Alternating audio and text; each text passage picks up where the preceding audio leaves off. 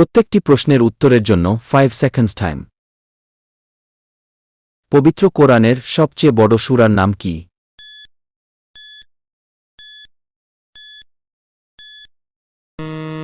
উত্তর সূরা বাকারা। পবিত্র কোরআনের সবচেয়ে ছোট সূরার নাম কি?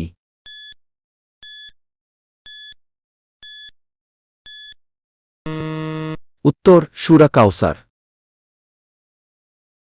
পবিত্র কোরআনের মধ্যে সবচেয়ে ফজিলতপূর্ণ আয়াত কোনটি?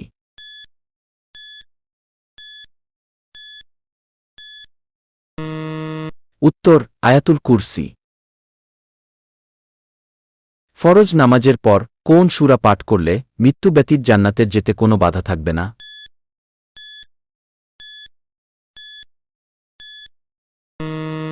উত্তর আয়াতুল কুরসি। পবিত্র কুরআনের কোন সূরাটি কুরআনের 1/4 অংশের সমান?